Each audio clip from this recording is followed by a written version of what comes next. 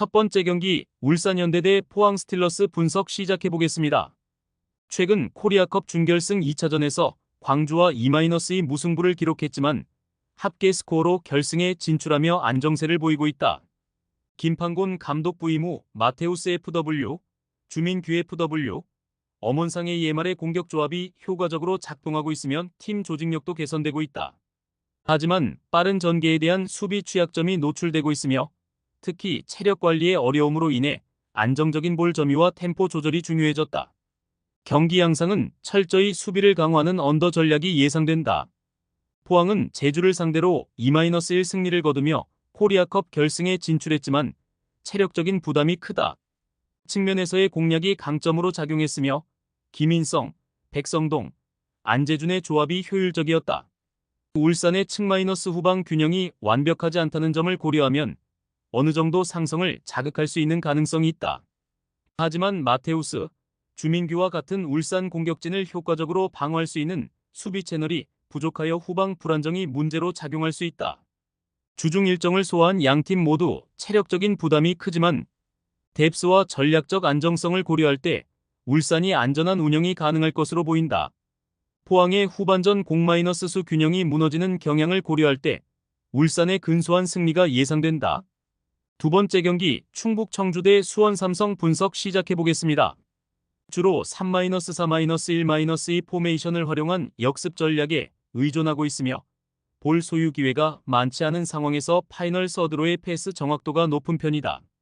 최근 경남전에서 328회의 패스 중 공격 진영으로 투입된 패스는 37회에 불과했지만 이 중 92.7%가 정확하게 연결되었다.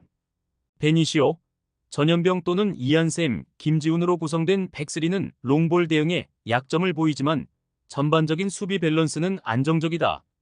리그 최소 실점팀으로 최소 실점을 목표로 하는 수비 전략이 기대된다. 최근 수원 삼성 담당 일진 서울 이랜드에게 2-0으로 패하며 4위로 내려앉았다. 중요한 경기에서 충북 청주라는 까다로운 상대를 만났으며 원정 경기의 잔디 상태가 빌드업에 큰 영향을 미칠 변수로 작용할 수 있다. 수비 조직 문제는 이번 경기에서 큰 이슈가 되지 않을 가능성이 크며 마일랏의 합류로 인해 공격진의 무게감이 증폭된 것은 사실.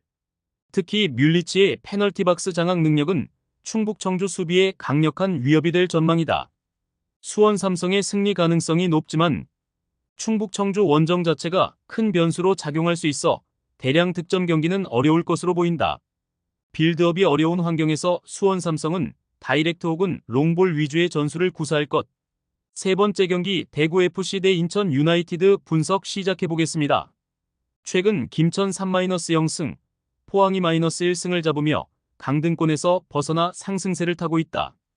비록 아직 강등권의 위험이 완전히 사라진 것은 아니지만 카이오디시를 중심으로 황재원 MR, 세징야 FW 등이 공수 간격을 좁히는 역할을 하며 팀의 균형을 유지하고 있다. 특히 정치인의 복귀로 측면 뎁스가 개선되면서 공격 옵션이 다양해졌고 빠른 전개를 통한 측면 공격이 가능해 인천의 수비 전환 속도를 압도할 수 있을 것으로 보인다. 인천이 경쾌한 움직임을 보이긴 하나 수비 밸런스에서의 아쉬움이 대구의 강점이 될 전망이다. 인천은 최근 공식 6경기에서 1승 5패로 부진을 겪고 있다. 유일한 승리도 전력 누수가 컸던 제주를 상대로 거둔 1-0 신승에 불과하며 여름 이적 시장에서 적절한 보강을 하지 못해 전력 보강이 필요한 상황이다.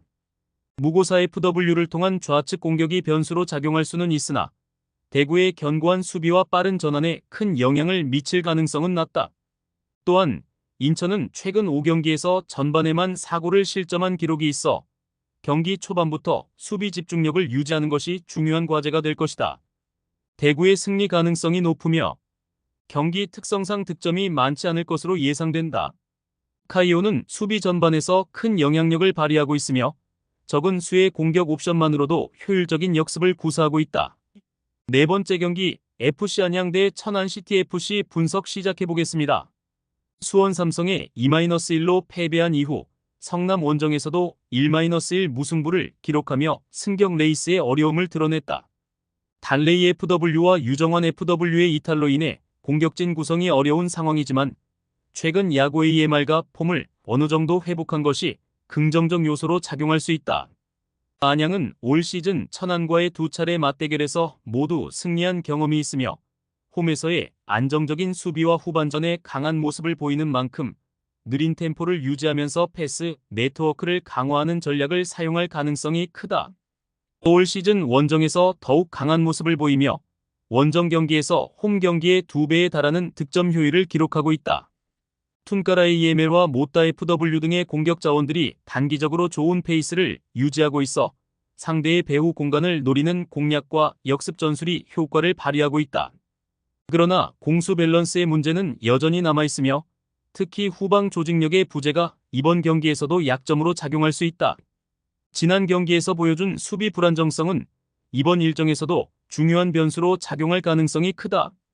난전 양상으로 전개될 가능성이 높다. 기본적으로 안양의 승리와 고배당을 노리는 배터들에게 추천할 만한 선택지다. 안양이 승리할 가능성이 높지만 천안의 저항이 만만치 않을 것으로 보인다. 5번째 경기 안산 그리너스 대 서울 이랜드 분석 시작해보겠습니다. 이관우 감독을 선임하며 팀의 재정비에 나섰다. 젊고 빠른 자원을 활용하겠다는 의지로 천안과의 경기에서 3-2 승리를 거두며 어느 정도 성과를 냈다. 하지만 3-4선 대응과 PK 박스 안에서의 커뮤니케이션 문제는 여전히 드러난 치명적인 약점으로 남아있다. 특히 세컨볼 상황에서 집중력이 부족했고 에너지 소모가 심한 전술적 접근으로 인해 후반부 체력 고갈이 빈번했다.